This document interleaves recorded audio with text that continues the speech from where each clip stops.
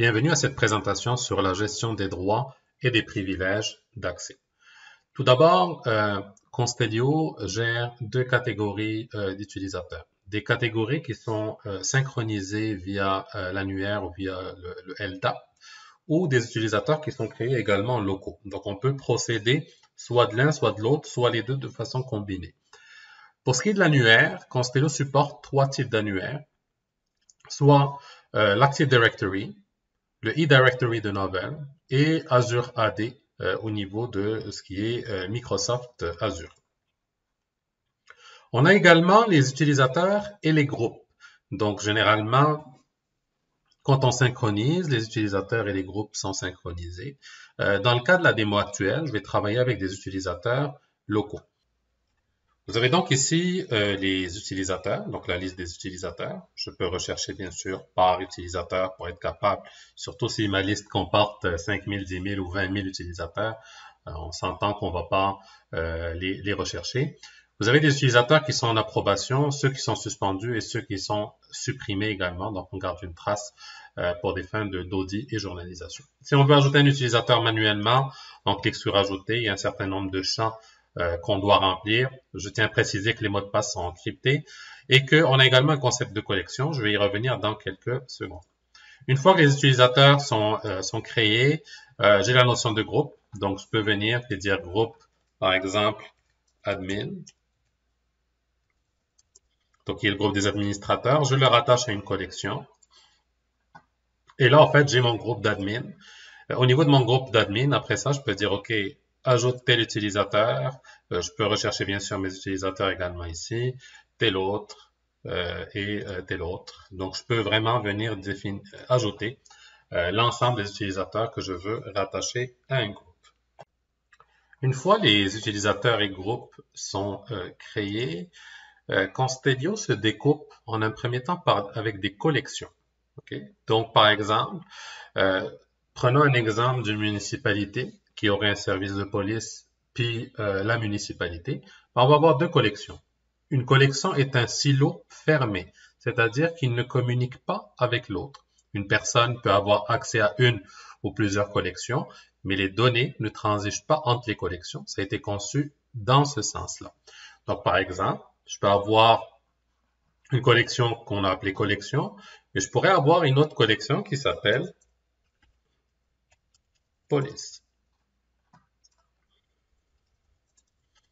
Je peux définir la langue, bien sûr, de cette collection-là. C'est comme un tenant dans Constellio qui est isolé, et je peux lui activer l'ensemble des fonctionnalités dont j'ai besoin. Donc, j'ai pris le temps de renommer ma première collection par ville et la deuxième par police. Donc, j'ai deux collections dans le système. Ces deux silos fermés. Donc, quelqu'un qui est, par exemple, du service de police peut voir les données du service de police, mais également ceux de la ville. Mais quelqu'un de la ville ne peut pas voir celui du service de police. Donc, moi, en tant qu'utilisateur, admettons que je suis quelqu'un du service de police, je peux voir la ville, mais je peux également voir la collection de services de police.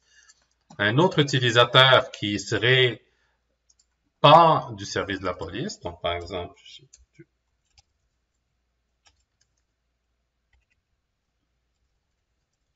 lui ne pourra voir que la collection de la ville, donc c'est un silo complètement fermé. Une fois les collections créées, donc vous pouvez constater ici que j'ai deux collections, ville et police.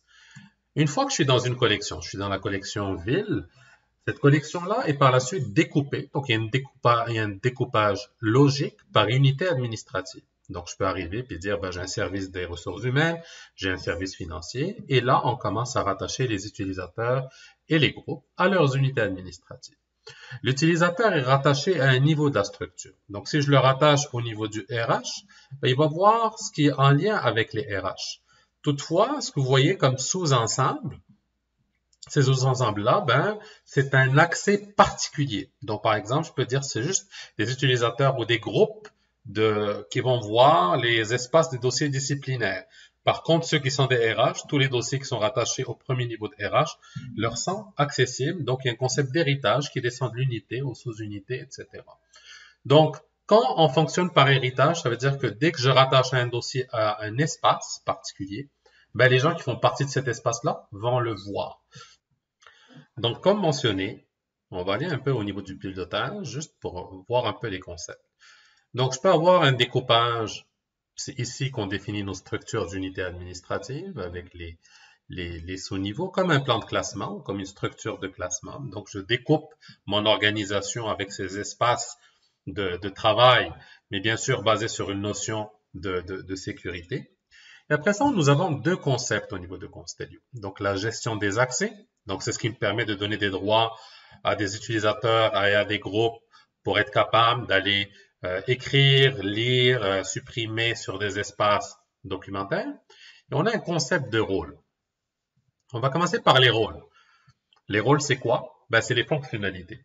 Les accès donnent accès à des contenus. Les rôles donnent accès à des fonctionnalités au niveau du système.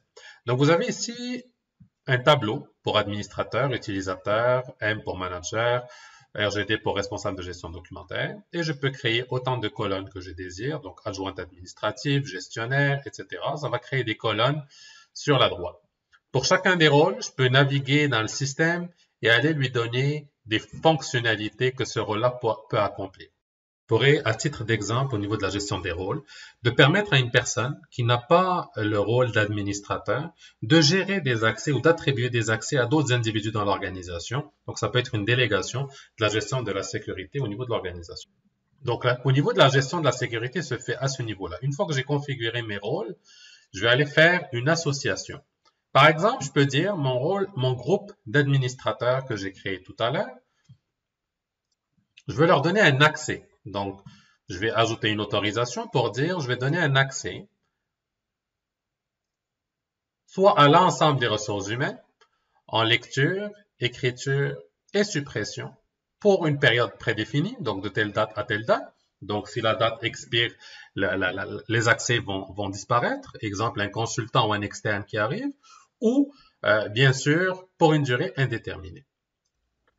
Donc, ce qu'on vient de faire, c'est on a donné accès au groupe des administrateurs en lecture, écriture et suppression à l'ensemble des services des ressources humaines. C'est-à-dire qu'ils pourront, par héritage, avoir accès à l'ensemble des structures, des sous-structures, des sous-espaces et des contenus. Donc, on va voir tout à l'heure que quand on va rattacher un contenu à un espace, c'est ce groupe-là va automatiquement y avoir accès. Et on peut par la suite travailler par des exceptions qu'on va voir dans quelques secondes. Après ça, on a la notion de gérer les rôles. Ici, j'ai ajouté rapidement un autre groupe qui est le groupe du comité directeur.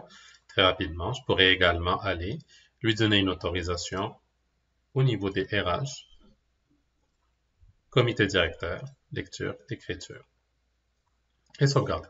Donc, je suis capable de créer, bien sûr, des groupes, de les rattacher. Donc, les gens du comité directeur, maintenant, vont avoir accès à cet espace-là du comité directeur des ressources. Donc, la petite clé donne accès. Donc, on a vu des accès à des unités administratives et à des espaces d'unités. Et la couronne donne accès à des fonctionnalités. Donc, c'est ce qu'on appelle les rôles. Donc, je pourrais aller ici et dire, par exemple, que les administrateurs vont avoir un rôle d'administrateur au niveau de la plateforme. Donc, toutes les fonctionnalités possibles qu'on veut donner à des administrateurs, on peut les donner. Donc, ici, par exemple, je pourrais dire, au niveau des gens de la gestion documentaire, ben, eux, ils vont avoir juste des accès pour gérer le plan calendrier. Donc, c'est des fonctionnalités de plan calendrier. Mais dans le cas qui nous concerne, pour les admins, je leur donne un rôle d'admin. Une fois les accès accordés, donc j'ai donné accès aux administrateurs, à une unité administrative, à l'ensemble d'unités administratives ressources humaines. J'ai donné un rôle également d'admin. Donc, juste pour voir un peu ou expliquer le concept d'héritage, je vais aller ajouter un dossier.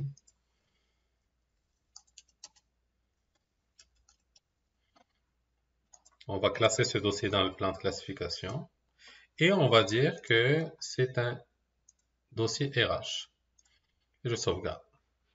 Si je vais au niveau maintenant des autorisations pour ce dossier, vous allez voir que les administrateurs ont automatiquement été attribués un accès en lecture, écriture à ce dossier-là.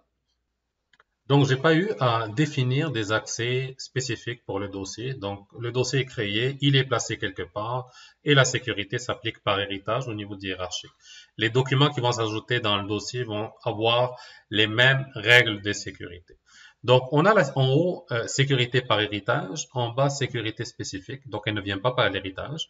Donc, je pourrais potentiellement aller ajouter une autorisation pour un individu particulier, donc par exemple Jean Dufour, en lecture, écriture, sur ce dossier-là. Donc, on a une autorisation spécifique. Donc, on a un groupe qui vient par l'héritage, puis on a un groupe et on a un utilisateur qu'on a nommé spécifiquement pour lui donner accès. Supposons que je veux couper ce dossier-là. Donc, je veux plus que les gens aient accès, ceux qui viennent automatiquement par héritage. C'est un dossier confidentiel, etc. J'ai la possibilité de dire couper l'héritage. Donc, en coupant l'héritage, ça va tomber à ce niveau-là. Et ça va tomber comme une autorisation spécifique. Donc, il n'y a rien qui vient au niveau de l'héritage. Même si j'ajoute des utilisateurs, maintenant, ce dossier-là est isolé. On va lui gérer de la sécurité spécifiquement à lui, indépendamment de son héritage. Et je peux dire même, retire le groupe admin. Donc, uniquement Jean Dufour va avoir accès à ce dossier-là. Autre élément à considérer est le suivant. Donc, au niveau de la gestion, quand on veut donner des accès, donc là, j'ai des accès pour des autorisations en lecture, en écriture, en suppression, mais je peux également avoir deux autres types. J'ai une notion de partage, donc je peux partager un document avec quelqu'un en lecture, en écriture, en suppression, et je peux également refuser. Le concept de refuser, on le voit beaucoup au niveau de ce qu'on appelle une muraille de Chine. C'est-à-dire que j'ai un groupe d'utilisateurs qui vient par héritage. Ce groupe d'utilisateurs-là, il y en a un individu que je veux plus qui voit le dossier pour une durée particulière, soit dans un contexte de conflit d'intérêts, soit... donc, je peux venir dire, sans pour autant briser l'héritage ou enlever l'héritage, juste refuser les accès pour un individu particulier. Donc, cet individu ne pourra pas voir le contenu de ce dossier. Ce que nous venons de voir au niveau de la gestion des accès pour un dossier s'applique également dans un document, au niveau du document. Et je peux, par exemple, restreindre uniquement accès à un document dans un dossier. Je peux également transférer tous les droits d'accès d'un utilisateur. Exemple, une adjointe administrative qui a été remplacée par une autre. Au lieu que j'aille gérer à la pièce, je peux dire maintenant, tout ce que cette personne avait comme accès, transfère-le à tel individu afin de faire une réplication de tous les accès. Donc, c'est extrêmement efficace dans un contexte de remplacement. Il est également possible de voir, par exemple, tous les accès qu'un utilisateur a. Donc, je veux voir qu'est-ce que Jean Dufour a comme accès. Je peux voir qu'il peut voir tout ce qui est dans le comité directeur, en lecture-écriture. Je peux voir les dossiers auxquels il a eu des autorisations spécifiques, etc. Autre élément que je voudrais porter à votre attention, c'est la notion de rendre un document accessible publiquement. Donc, j'ai cette notion de publier. En publiant, je peux dire une date de début de la publication, donc à quel moment il va devenir public, et une date de fin. C'est-à-dire que si j'ai une politique, une procédure, je veux mettre sur mon site web, ou quelque chose que j'ai juste partagé avec quelqu'un, puis je veux qu'elle expire, je peux définir des dates. Si je ne le fais pas, ça génère un lien de publication comme Dropbox. Puis ce lien-là, je peux le partager, et les gens pourront y avoir accès. Au niveau de la recherche, Constellio ne retournera pas un résultat auquel vous n'avez pas accès. Si j'exécute la recherche suivante, Constellio, avec le profil admin, vous voyez les résultats qui sont retournés. Je me déconnecte maintenant avec un utilisateur qui n'a pas les privilèges. Et la même recherche est réexécutée. Vous voyez ici les résultats qui sont retournés. Seuls sont les résultats auxquels il a accès qui vont être retournés.